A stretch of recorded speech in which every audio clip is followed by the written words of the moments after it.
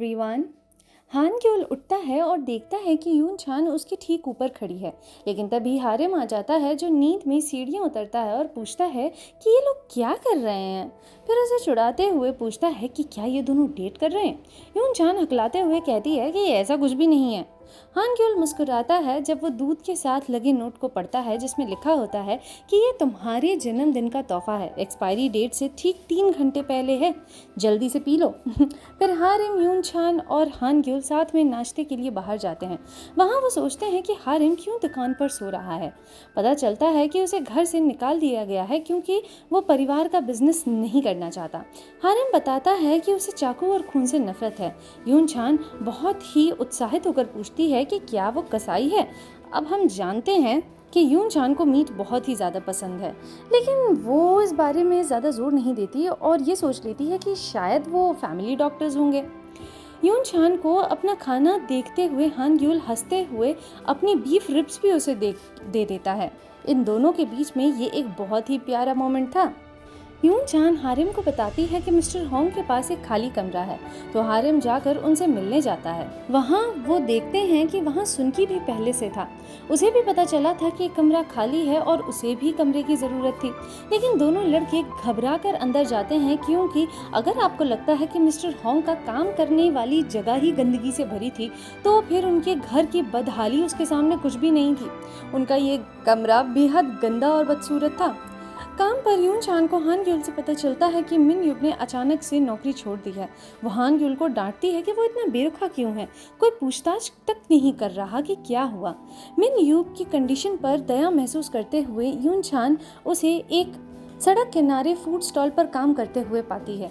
यून छान समझ नहीं पाती कि मिन युग ने क्यों कैफे वाली नौकरी छोड़कर अपने दोस्त की स्टॉल संभाल ली है, लेकिन मिन युग उसे बताता है कि उसका दोस्त एक अच्छा इंसान है जिसने जब उसकी मदद की थी जब उसे ज़रूरत थी, खाना खाने को दिया, रहने को जगह दी, अब उसके एहसान का बदला चुका रहा है। वो टेम्परेरी तौर पर उस फूड स्टॉल को संभाल रहा है क्योंकि उसका दोस्त बीमार है।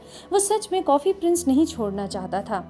मैं आप सभी को बता दूं कि ये पहली बार है जब मिन युग ने अपने खुद से कुछ किया था। यून छान कस्टमर सर्विस में उसकी मदद करती है और ये भी हल्की हल्की आवाज़ में उसे बताती है कि उसकी बहन यानी कि यून साई को चिकन लेग्स बहुत पसंद है। सुबह होते ही जब यून छान दूध देने गई होती है, हान संग गेट के पास कुत्ते टेरी के साथ इंतजार कर रहा होता है और सोचता है कि यून छान को इतनी देर क्यों हो रही है। उसे कॉल करता है और पहले कहता है कि टेरी उसे मिस कर रहा है, फिर जल्दी ही सुधार देता है और कहता है कि नहीं, मुझे लगता है कि मैं तुम्हें ज़्यादा मिस कर रहा हूँ। यून छान बताती है कि जैसे ही वो अपने दूध देने का काम खत्म कर लेगी वो वहाँ आ जाएगी। हान सुन कहता है कि वो इंतज़ार करेगा और यून छान खुशी खुशी साइकिल चलाते हुए गाती है कि वो इंतज़ार करेगा, वो इंतज़ार करेगा। हान सुन उसके लिए नाश्ता बनाता है और बाद में यून छान बाहर जाकर उसके सजावट वाली मूर्तियों के साथ मस्ती करती है। एक घोड़े के स्टैचू पर बैठ भी जाती है। हान सुन नोटिस करता है कि वो पहली ऐसी लड़की है जिसने घोड़े पर बैठने का ख्याल किया। बाकी सब तो बस उसे देखते रह जाते हैं। हान सुन उससे पूछता है कि क्या उसे लड़के का रोल निभाते निभाते थकान नहीं हो जाती। यून छान जवाब देती है कि ऐसा नहीं है, उसे अब इन सब चीज़ों की आदत पड़ गई है। वैलेंटाइंस डे पर उसे बहुत सारी चॉकलेट मिलती थी, लेकिन वो सब लड़कियों की तरफ से होती थी, लेकिन वाइट डे पर कोई भी चॉकलेट नहीं मिलती थी। शायद उन लड़कियों को कभी पता ही नहीं चला कि वो लड़का नहीं है। पर हानसुन का कहना था कि वो कैसे नहीं पहचान पाई। आफ्टर ऑल यून छान इतनी सुंदर है। वो उससे कहता है कि वो अगर खुद को हानसुन की नज़रों से देखेगी तो समझ पाएगी कि हानसुन को वो कितनी ज़्यादा खूबसूरत लगती है। हानसुन उससे पूछता है कि क्या वो उसके साथ एक आर्ट शो की पार्टी में जाना चाहेगी। यून छान अपने लुक को लेकर थोड़ा नर्वस महसूस करती है, सोचती है कि वो एक फैंसी इवेंट होगा और कहती है कि वो उसके साथ जाने पर उसे शर्मिंदा कर देगी। हानसुन उसे बताता है कि वो जैसी है बहुत अच्छी है और वो मान जाती है कि वो जाएगी। वो अपनी तरफ से पूरी कोशिश करेगी सुंदर दिखे और हानसुन को शर्मिंदा न करे। जब वो जाने लगती है तो हानसुन आवाज़ देता है और कहता है कि तुम्हें पता भी नहीं है कि तुम्हारे पास दूसरों को अच्छा महसूस कराने की कितनी बड़ी क्षमता है।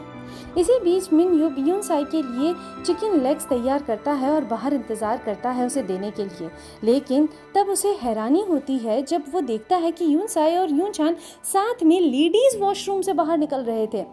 मजाक ये है कि मिन युब की सबसे बड़ी परेशानी ये थी कि उसने गलती से यून चान को किस कर लिया था। अब उसके दिमाग में ये चल रहा था कि क्या उसे तब ये करना ठीक लगा क्योंकि उसे लगता था कि यून चान लड़का है। शायद ये उसकी यून साई के प्रति वफादारी का मामला है जिससे वो काफ़ी ज़्यादा इफेक्ट हो गया था। यून चान उससे चोरी छिपे ये बात छुपाने की गुजारिश करती है और उसकी यून साई के लिए लगाव को उसके सामने एक वजह बनाकर रख देती है। वो कहती है कि उसे उस पर भरोसा है और वैसे भी उसे खुश होना चाहिए कि यून साई उसका बॉयफ्रेंड नहीं बल्कि बड़ी बहन है। कम से कम उसका एक कॉम्पिटिटर तो कम हुआ। इधर यूजू बीमार पड़ जाती है, वही नॉर्मल बुखार, सर्दी, जुकाम, और हान युल उसकी देखभाल करने आता है और उसे सूप बनाकर पिलाता है। उसे यूजू की तबीयत के बारे में तब पता चला था जब इन दोनों ने फ़ोन पर बात की थी और यूजू की आवाज़ से उसे समझ में आ गया था कि उसकी तबीयत ठीक नहीं है। हान ग्यूल सोचता है कि हानसुन यहाँ क्यों नहीं है, तो यूजू उसे बताती है कि उन दोनों के बीच में काफ़ी दिनों से बात नहीं हुई है, तो इस बात ना होने को भी एक लड़ाई की तरह लिया जा सकता है। दरअसल बात ऐसी थी कि हानसुन एक मैगजीन आर्टिकल में पढ़ता है जिसमें यूजू के बारे में लिखा था कि उसे काम से ज़्यादा कुछ और पसंद नहीं और वो शादी नहीं करना चाहती। बाद में जब वो किसी दूसरे जोड़े के साथ डिनर कर रहे होते हैं तो शादी के सवाल पर हानसुन यूजू की तरफ से बोलता है कि वो शादी नहीं करना चाहती। फिर हानसुन देखता है कि यूजू एक इंटरव्यू दे रही थी और सुनता है कि लोग बात कर रहे हैं कि वो अभी भी उसी लड़के के साथ काम कर रही है जो उसका एक्स बॉयफ्रेंड था, भले ही अब इन दोनों का ब्रेकअप हो चुका है। अब कुछ दिन हो गए हैं और हानसुन ने उस इंसिडेंट की वजह से उसे कॉल भी नहीं किया है। इधर यूजू हान ग्यूल के परेशानी भरे चेहरे को देखती है और सोचती है कि क्या तुम हमेशा से ही इतने हैंडसम थे? अरे यार, ये लड़की इतने मिक्स सिग्नल्स क्यों दे रही है इसे? खैर आखिर में हान ग्यूल हानसुन को कॉल करता है और बताता है कि यूजू बीमार है और उसे उसकी देखभाल करनी चाहिए। तो हानसुन यूजू से मिलने आता है जो शिकायत करती है कि वो सच में कितनी बीमार थी, लेकिन हानसुन साफ साफ पूछता है कि अगर तुम सच में इतनी बीमार थी तो तुम शराब क्यों पी रही हो। यूजू पूछती है कि उसने उसे कॉल क्यों नहीं किया और हानसुन एक्सेप्ट करता है कि उसके लिए समझना अभी भी मुश्किल है कि यूजू अपने काम से ज़्यादा उससे प्यार करती है या नहीं। यूजू कहती है कि भले ही ये सच है कि वो अकेले रहना चाहती है, पर दूसरों के सामने ये सुनकर उसे बुरा लगता है, लेकिन फिलहाल उनका रिश्ता सही रास्ते पर आ चुका था। इसी बीच हान ग्यूल उस सड़क के किनारे वाली दुकान पर आता है जहां यून चान मिन युब की मदद कर रही थी। वो मिन युब से पूछता है कि क्या वो कॉफ़ी प्रिंस छोड़ने वाला है। मिन युब कहता है कि वो कॉफ़ी प्रिंस में आगे काम करते रहना चाहता है, लेकिन तभी वहां पर एक कस्टमर आता है। यून चान और मिन युब दोनों को ही ऑमलेट बनाना नहीं आता था, तो हान ग्यूल एक थके हुए अंदाज में हाफते हुए खाना बनाने लगता है। जब एक कस्टमर का कुत्ता सड़क पर भागा तो यून चान बिना सोचे समझे उसे पकड़ने के लिए भागना शुरू कर देती है। हान ग्यूल ने उसे देखा और वो ट्रैफिक में दौड़ रही थी। ये देखकर हान ग्यूल घबरा गया। उसने जल्दी से उसे पकड़ लिया ताकि वो कार से टकरा न जाए और दोनों जमीन पर गिर जाते हैं। यून चान का हाथ खून से लथपथ था, तो हान ग्यूल उसे इलाज कराने ले गया और साथ ही खुद भी अपने कंधे की सुई करवाने लगा। यून चांग ने हान ग्यूल को बताया कि जब वो 8 साल की थी तो बालकनी पर खेलते खेलते नीचे गिर गई थी। हान ग्यूल उसकी इस बात पर हंसते हुए कहता है कि अच्छा, इसीलिए तो तुम इतने अजीब हो। उसके पापा उसे पकड़ने के चक्कर में गिर गए और उन्होंने अपनी बाँह तोड़ ली, लेकिन उससे उनकी इतनी ज़्यादा चिंता थी कि वो खुद की चोट का पता ही नहीं चला उन्हें और वो तुरंत यून चान को अस्पताल ले गए और उसका इलाज कराया। हान ग्यूल ने कहा कि तभी मैं सोचूं कि तुम आज इतनी कूल कैसे बन गई। ज़रूर तुम्हें अपने पिता की याद आ गई होगी जो अपनी जान की परवाह किए बगैर तुम्हारी परवाह में तुम्हारी जान बचाने के लिए आ गए थे। हान ग्यूल पूछता है कि यून चान दूसरों की मदद करने को क्यों कूद पड़ती है, जैसे मिन युब और हारिम की। यून चान कहती है कि ये तो इंसानियत और वफादारी का सवाल है। हान ग्यूल कहता है कि उसे ये फीलिंग समझ नहीं आती, तो यून चान उसे बताती है कि मिन युब से वो भी तो मिलने गया था और वहाँ उसकी मदद भी की, मतलब कि उसके अंदर भी वफादारी है। और अगर ऐसा नहीं होता तो तुमने मुझे क्यों बचाया? अब ऐसा तो है नहीं कि भैया तुम मुझसे प्यार करते हो। हान ग्यूल उसे सोने के लिए कहता है उसका ये सवाल सुनकर, और फिर वो दोनों सो जाते हैं। बिजनेस की कमी का फ़ायदा उठाते हुए कॉफ़ी प्रिंस हान ग्यूल को मना लेते हैं कि वो एक कर्मचारी रिट्रीट पर चले जाएं जिसे मिस्टर होंग ने अरेंज किया। वहाँ पहुँचकर पता चलता है कि मिस्टर होंग ने अपने दोस्त जो सेब के बाग का मालिक है उसे बताया था कि ये लोग हार्वेस्टिंग में मदद करेंगे, तो सबको वहाँ काम में लगना पड़ता है अपनी अपनी अजीब स्टाइल में। मिन युब सेब हिला हिला कर गिराता है, हारिम फ़ोटो खींचता है, सुन की सेब के कटोरे बनाता है और हान ग्यूल रोड साइड स्टैंड चलाने में फंस जाता है। हान ग्योल को पहली बार समझ आता है कि सेलिंग कितनी मेहनत का काम है और वो खूब मेहनत करता है। उसे अपने आप पर प्राउड होता है कि उसने ज़बरदस्त सेल की, लेकिन बाद में पता चलता है कि उसने सबसे अच्छे माल को बहुत कम दाम में बेच दिया है। उसे बहुत बुरा लगता है। हालांकि बाकी मालिक लोग इस बारे में ज़्यादा कड़क नहीं होते, क्योंकि ये उनकी पत्नी की गलती थी कि उसने बिना सही इंस्ट्रक्शन दिए ही हान ग्योल को सेल करने के लिए भेज दिया। अपनी गलती का पूरा हिसाब देने के लिए वो एप्पल पिकिंग में मदद करता है और जब यून छान सीढ़ी से गिरती है तो उसे पकड़ने के लिए भी वहां तुरंत पहुंच जाता है। लंबे दिन की मेहनत के बाद कॉफ़ी प्रिंस झील में ठंडा होने जाते हैं। हान ग्योल मिस्टर होंग से अपनी गलती के लिए माफ़ी मांगता है और मिस्टर होंग मजाक में उसे झील में धकेल देते हैं और चिल्लाते हैं कि अरे ये बंदा आप लोगों से माफ़ी मांग रहा है। प्यारे तरीके से मिन युब अब यून छान का ख्याल रखने लगता है, क्योंकि उसे पता है कि वो लड़की है और जब भी बाकी लड़के उसके सामने थोड़े अनुकूल व्यवहार करते हैं तो वो बीच में आ जाता है। हो सकता है वो यून साई पर अच्छा इंप्रेशन डालना चाहता हो, लेकिन असल में ये बस मिन युब की ऑकवर्ड शिवलरी है जो बहुत ही ज़्यादा क्यूट है। यून छा हारिम से पूछती है कि हान ग्योल किसी लड़की को पसंद करता है क्या, और हारिम उसे बताता है कि वो जिस लड़की को पसंद करता है उसे वो 9 साल से पसंद करता है। उस रात जब सब सोने चले जाते हैं तो यून छान बाहर हान ग्योल से टकराती है और दोनों साथ में लेटकर तारों को देखते हैं।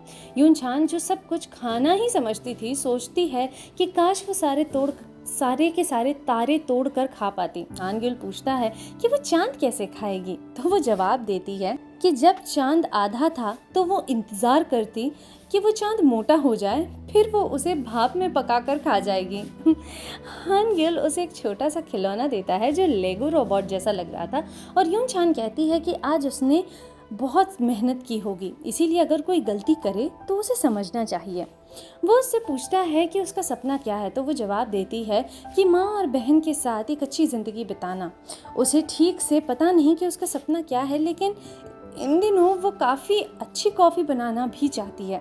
हान ग्योल कहता है कि उसका सपना है कि वो वही देखे जो वो देखना चाहता है और वो ना देखे जो वो नहीं देखना चाहता, और खूब खुश होकर मस्त ज़िंदगी बिताए। यून छान उसकी आदत यानी कि यूजू के बारे में पूछती है कि जब तुम उसके साथ होते हो तो तुम ज़्यादा खुश नज़र नहीं आते, तो फिर तुम उसे क्यों पसंद करते हो।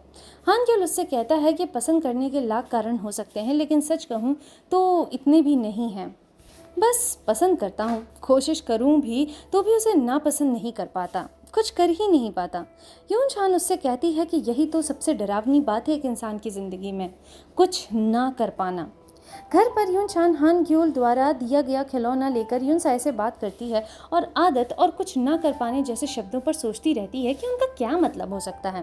हांस उनके साथ डेट की तैयारी करते हुए उसे यून साई और उसकी माँ की मदद लेनी पड़ती है। अरे यार, जब वो मेकअप किया हुए आती है तो लड़की जैसी दिखती है और उसकी लड़की जैसी हरकतों के बीच में कंपैरिजन करना ही बहुत ज़्यादा अजीब लग रहा है।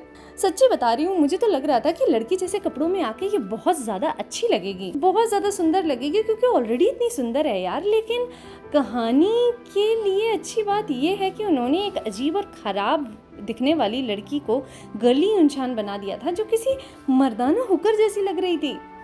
हानसन उसे हंसी मजाक में लेता है, लेकिन फिर उसे थोड़ा और नेचुरल दिखने के लिए एक पार्लर में ले जाता है और वहाँ के रिजल्ट्स तो काफ़ी बेहतर थे। अब वो सचमुच एक खूबसूरत लड़की की तरह नजर आ रही थी। हानसन देखता है और बस देखता रह जाता है जब वो हिलती डुलती हील से सीढ़ियों से नीचे उतर रही थी, और जब वो लड़खड़ा जाती है तो वो उसे पकड़ भी लेता है। और इसी के साथ ये एपिसोड यहीं ख़त्म हो जाता है।